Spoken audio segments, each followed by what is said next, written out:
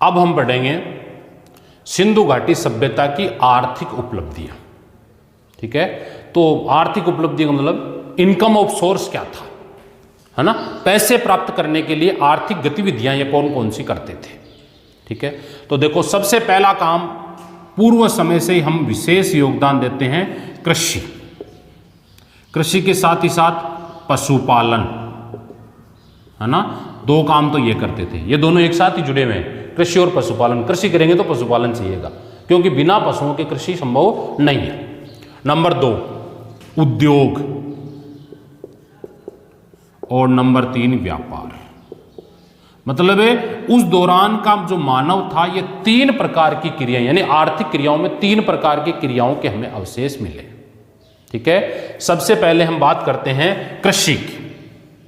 इनसे आर्थिक स्रोत की बात करें तो कृषि एवं पशुपालन, और पशुपालन में ये घोड़े से परिचित थे, सबसे तेज दौड़ने वाला जानवर जो हाउस पावर, है ना, घोड़े से परिचित थे।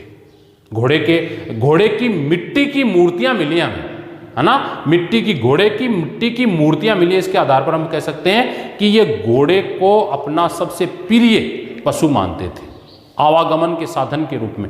बाकी भी जानवर इनके थे, लेकिन बाकी जानवरों को ये कम दूरी में काम में लेते थे, खेती के काम में लेते थे, लेकिन ये घोड़े को जो था ये विशेष रूप में काम में लेते थे। उद्योगों की बात करें तो अभी हमने बात की मण मूर्तियों बनाने के कारखाने हमें मिले हैं, है ना।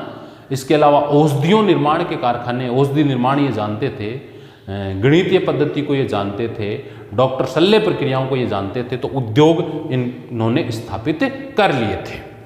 अब उद्योगों में कोई वस्तु बनाएंगे, उन बनाने के लिए वस्तुओं को क्या करना पड़ेगा, बेचना पड़ेगा। वस्तु निर्माण के लिए देखो, हम बात करते हैं भारत में जब अंग्रेजों का आगमन हुआ तो क्यों आए थे वो, यहाँ पर व्यापार करने के लिए आए थे। वहाँ सबसे पहले ईस्ट इंडिया कंपनी की स्थापना या औद्योगिक क्रांति हुई। औद्योगिक क्रांति में जो काम पहले हाथों से होता था वो अब मशीनों से होने लग गया। तो जब मशीनों से काम होना प्रारंभ हो गया, मशीनी बननी प्रारंभ हो गई, तो मशीनी पद्धति के कारण क्या हुआ, जो मशीनें ज़्यादा बनी तो उत्पादन ज़्यादा हुआ, उत्पादन को बेचना। तो सिंधु घाटी सभ्यता में भी कल कारखाने स्थापित कर लिए थे। तो कल कारखाने स्थापित कर लिए तो व्यापार करना जरूरी हो गया था। ठीक है, अब व्यापार करना जरूरी हो गया तो व्यापार ये 2 प्रकार से करते थे। एक तो करते थे आंतरिक व्यापार, देश के अंदर किसी को चाहिए ना वस्तु तो उसको उपलब्ध करवाते थे, और आंतरिक व्यापार के साथ ही साथ हमें विदेशी व्यापार के भी परिणाम मिले हैं। दूसरे देशों के साथ भी इनके व्यापारिक संबंध थे, दूसरे देशों में भी ये व्यापार करने के लिए जाते थे।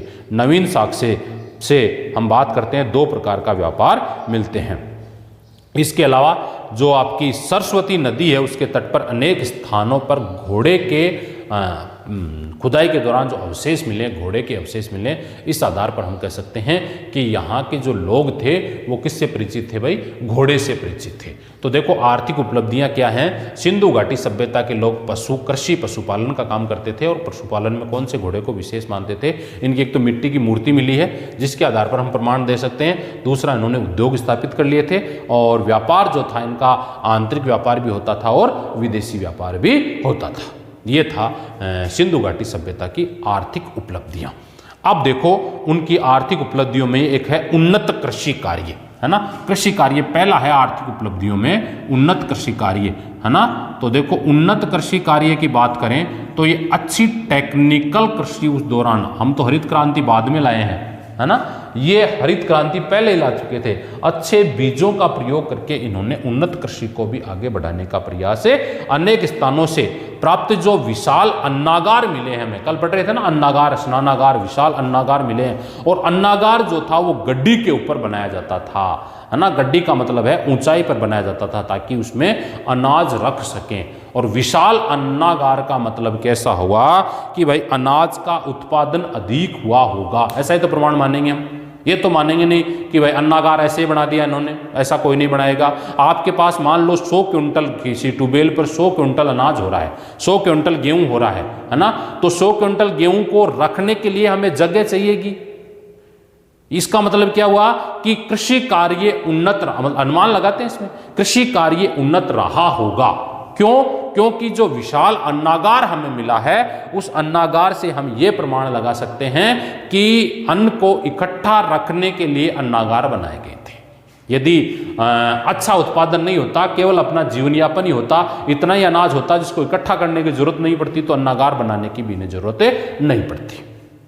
इसके अलावा हम बात करते हैं उत्पादन से महासागरीय अवस्था का विकास हुआ। मुख्य उत्पादन गेहूं था, जो मोटे अनाजों में ज्वार, दाल, बाजरा, रागी, सांबा आदि का उत्पादन होता था। जुताई के लिए लकड़ी के हल का प्रयोग होता था, जो प्राग हड़प्पा कालीन कालीबंगा में एक सभ्यता मिली है। यानी सामान्यतः ये एक ही फसल करते थे, केवल एक ही जगह मिली है जहाँ पर आड़ी और तिरछे लाइनें हमें फसल के रूप में, जैसे मान लो कोई दुर्ग था देखो, और दुर्ग जो गिरा, मतलब ये प्रमाण कैसे मिले हैं, जो दुर्ग था वो ऐसे गिरा। अब गिरा तो इसके नीचे का जो भाग था वहाँ पर दो प्रकार की लाइनें मिली, एक तो ऐसी लाइनें मिली है ना, और दूसरी इसमें ऐसी लाइनें मिली। इसका मतलब केवल हम अनुमान लगा सकते हैं कि उस दौरान का जो मानव था वो मिश्रित कृषि या एक साथ दो फसलों को बोता था। मुख्य जो ये फसल थे आज के टाइम में जैसे गेहूं है ना, उसी प्रकार भी गेहूं था, ज्वार था, बाजरा था, रागी था। इस प्रकार की मोटे अनाजों में दालों का प्रयोग ये करते थे। यानी उस दौरान का जो मानव था वो कृषि कार्य में उन्नत रूप से, यानी कालीबंगा की जो सभ्यता मिली है जिसमें आड़ी और तिरछी जो लाइनें मिली हैं, उनसे हम ये कह सकते हैं कि दो फसलों को एक साथ बोते थे। और फसल का जो प्रयोग करते थे वो हल के माध्यम से होता था, और हल जो होता था वो लकड़ी का बना हुआ, क्योंकि हल के हमें प्रमाण मिले हैं, और वो हल जो मिले हैं हमें कहाँ किस चीज़ का बना हुआ मिला है, लकड़ी का हल हमें मिला है, लकड़ी के प्रमाण मिले हैं, लकड़ी के बने हुए औजार हमें मिले हैं। और जो इस दौरान जो फावड़ा वगैरह है वो तांबे के हुआ करते थे।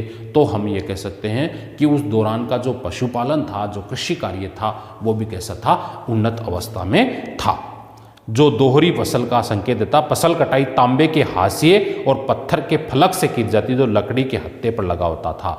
तो आज के टाइम में जैसे दराती होती है ना, लोहे की बनी होती है, उस दौरान वो तांबे की बनी होती थी। वो लोहे से परिचित नहीं थे, तांबे से परिचित थे, घोड़े से वो परिचित थे।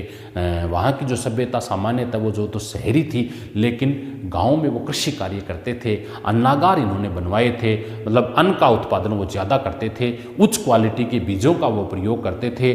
फसल को बार बार बोने के लिए दोहरी फसल पद्धति को वो अपनाना जानते थे। इस प्रकार हम कह सकते हैं कालीबंगा जो सभ्यता है वहाँ से हमें जो आड़ी और तिरछी का प्रयोग हुआ है, इसका मतलब दो फसलों को वो एक साथ बोते थे। अब हम बात करते हैं उद्योग या व्यवसाय, है ना, मतलब आर्थिक प्रक्रियाओं का ही दूसरा जो स्वरूप है वो उद्योगों की बात कर रहे थे। सबसे पहले हमने कृषि और पशुपालन पढ़ा, और पशुपालन के बाद में हम पढ़ेंगे उद्योग व्यवसाय। यानी उन्होंने उद्योग किस प्रकार के स्थापित किए थे, कल कारखाने भी लगाए थे, या कल कारखानों में भी उसकी क्या स्थिति थी। तो देखो यहाँ उत्खनन में तांबे और कांसे से निर्मित कलाकृतियाँ मिली हैं। अब कलाकृतियों का मतलब ये हुआ कि वो कारखानों में ही बनती थी। अनुमान लगाते हैं जो कल कारखाने वो तांबे के मिले, वो कांसे के मिले, वो लोहे के मिले, लोहे के नहीं मिले, तांबे और लोहे को वो मिलाकर बनाते थे, कांसे के बर्तन बनाते थे वो। इसमें देखो तांबे उपकरणों में मछली पकड़ने के कांटे मिले हैं। तांबे की कौन कौन सी चीज़ें मिली हैं, तो सबसे पहला काम मछली पकड़ने के कांटे मिले हैं। इसका मतलब ये कांटे कहाँ, उद्योगों में पहले बनेंगे, मतलब पहले बढ़ाएंगे, तो इसका मतलब उद्योग प्रक्रिया वो प्रारंभ कर चुके थे। तो इसके अलावा आरियाँ मिली हैं, तलवारें मिली हैं, दर्पण मिले हैं, शीशे दर्पण मिले हैं, छेनी मिली है, चाकू है, भालाग्रह है, बर्तन आदि मिले। कांसे की प्रसिद्ध नतर्की की मूर्ति आपको पहले ही हम पढ़ चुके हैं, दो प्रकार की मूर्ति थी नतर्की की, एक तो कांसे की मूर्ति थी और दूसरी किसकी थी भाई, मिट्टी की मूर्ति मिली है। इन दोनों के आधार पर ही, क्योंकि ये जो जितने भी मूर्तियाँ मिली हैं, एक मणके बनाने के कारखाने मिले हैं, मणिये बनाने के कारखाने मिले हैं, इसका मतलब उद्योग जो था वो उन्नत अवस्था में था। इसके अलावा नतर्की की मूर्ति, बेल, कुत्ते और पक्षियों की कलाकृति मिली है। इससे स्पष्ट है कि यहाँ धातु उद्योग उस दौरान क्या हो चुका था भाई, धातु उद्योग उस दौरान विकसित हो चुका था या बन चुका था, धातुओं की विषय वस्तु स्पष्ट हो चुकी थी। मिट्टी के बर्तन बनाने की कला से परिचित थे। मणके निर्माण का उद्योग भी विकसित था। इनसे बने आभूषण इस सभ्यता की कला के श्रेष्ठ उदाहरण हैं। लोथल चनूदड़ों से इसके कारखाने मिले हैं। किसके? आभूषण बनाने के कारखाने। इसका मतलब ये है कि उद्योग धंधे तो चालू हो गए थे। वो लोग आभूषण की बात करें तो आज के टाइम में जैसे स्त्रियां आभूषण पहनती हैं, उस दौरान का मानव है स्त्रियां और पुरुष दोनों ही प्रकार के जो मानव था वो आभूषण पहनते थे। इसके अलावा आभूषण सभ्यता श्रेष्ठ उदाहरण हैं। मनके, सोने, चांदी, तांबी, पीली मिट्टी, शेलकड़ी, कीमती पत्थर, सीपी, शंख आदि के हमें ये मिले हैं। 2500 शेलकड़ी की मोहरें मिली हैं, जिन पर एक तरफ सींग, पशु, बाघ आदि के प्रमाण मिले हैं। और इसके अलावा यदि बात करें हम, इन पशुओं में मानव आकृतियाँ आदि के चित्र हैं, जो हमें इस बात उस समय की मानव गतिविधियों, धर्म का संकेत देते हैं। इस समय का वस्त्र उद्योग भी उन्नत था। कपास से ये लोग परिचित थे और कपास से कपड़ा उद्योग भी उन्होंने विकसित कर दिया था। मतलब तांबे का उद्योग इन्होंने लगा दिया था। वस्तुएं बनाना ये जानते थे, कपड़ा बनाना जानते थे, तो औद्योगिक प्रक्रियाओं में उन्होंने अपना उद्योग है वो स्थापित कर लिया था। ये था इनका उद्योग या व्यवसाय।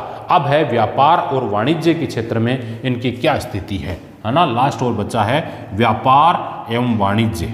ये किस किस देशों से व्यापार करते थे? तो देखो, व्यापार एवं वाणिज्य में इनकी क्या स्थिति थी। व्यापार ये किस प्रकार करते थे, किस प्रकार के उद्योगों को ये अपनाते थे, किन किन देशों से व्यापार करते थे। तो हमने पढ़ा पहले ही, व्यापार है वो कितने प्रकार से होता था भाई?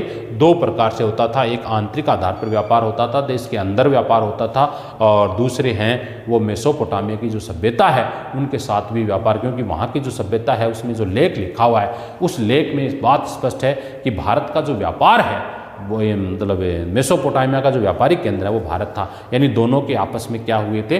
व्यापारिक संबंध स्थापित हो चुके थे। तो इस आधार पर हम ये कह सकते हैं कि व्यापार उस दौरान स्थापित हो चुका था, व्यापार की प्रक्रियाएं उस दौरान लागू हो चुकी थी। तो इसमें ये कौन कौन सी चीज़ों का व्यापार करते थे? तांबे, खनिक, रत्न, उपरत्न, धातु निर्मित सामग्री, पात्र, उपकरण, आभूषण आदि का व्यापार होता था। संभवतः तांबा राजस्थान के गणेश्वर से, सोना मैसूर से, चांदी ईरान और अफगानिस्तान से, मणके के कीमती पत्थर गुजरात और महाराष्ट्र से मंगाए जाते थे। मेसोपोटामिया से इनके व्यापारिक संबंध थे। यानी ये किसके साथ व्यापारिक संबंध स्थापित कर चुके थे? मेसोपोटामिया की हमारे इक्वल जो सभ्यता थी वहाँ से ये व्यापार यानी विदेशी व्यापार उस दौरान उस समय वहाँ से होता था। और इसके अलावा मेसोपोटामिया में एक अभिलेख में इस बात की मिलती है, सिंधु वासियों ने भी मेसोपोटामिया का उस दौरान नाम मेलू है ना, एक शब्द मिला मेलुहा, और मेलुहा उस दौरान किस शब्द के लिए प्रयोग किया गया? मेसोपोटामिया। यानी इनका व्यापारिक जो संबंध था वो क्या था? मेसोपोटामिया की सभ्यता थी। इसके बाद हम बात करते हैं 24 मोहरें मिली हैं। लोथल से एक बटन के समान गोलाकार मोहर मिली है। ऐसी मोहरें बाहरी द्वीप फारस की खाड़ी मेसोपोटामिया के उपनगर में मिली हैं। इस आधार पर हम कह सकते हैं कि भारत का जो व्यापार था मेसोपोटामिया है, फारस की खाड़ी है, यानी विदेशी व्यापार रहा होगा। केवल प्रमाण, क्योंकि जो चीज़ें वहाँ मिलती हैं यदि वही चीज़ें यहाँ मिलती हैं, इसका मतलब है दोनों के व्यापारिक संबंध स्थापित हो चुके थे। ये रत्न बनाना जानते थे, आभूषण बनाना जानते थे, सोने चांदी के आभूषण बनाते थे। उन आभूषणों को वो दूसरे देशों में व्यापारिक केंद्र स्थापित करके वहाँ बेचा करते थे। व्यापार के लिए इन्हें 24 मोहरें मिली। व्यापार के लिए वस्तु विनिमय और मापतोल के लिए एक निश्चित व्यवस्था थी। वस्तु विनिमय प्रणाली विद्यमान थी। एक वस्तु के बदले दूसरे वस्तु देते थे। व्यापार के लिए वस्तु भी बेचने का काम करते थे। और प्राप्त अवशेषों के आधार पर बाट का आकार घनावकार, गोलाकार, चढ़ जैसा होता था। और ये जो आपका जो माप होता था, माप की जो इकाई थी, जैसे 1 किलो का बाट हो गया, 2 के बाद में 4 के बाद में 8, 16, 32, 64, ये माप था। मतलब जैसे वर्तमान में ये आपके मेमोरी कार्ड होते हैं ना, 1 GB, 2 GB, 4 GB, 8 GB, 16 GB, 32 GB, 64 GB, यानी गुणांक में होते थे। डबल की पद्धति के रूप में माप होते थे, जो 4 कूट है ना, जिसे आयताकार बोल सकते हैं, वर्गाकार बोल सकते हैं, और गोलाकार, दोनों ही प्रकार के बाटे होते थे। कच्चे बाट होते थे, आज के तरह की तरह प्रमाणिक माप नहीं होते थे।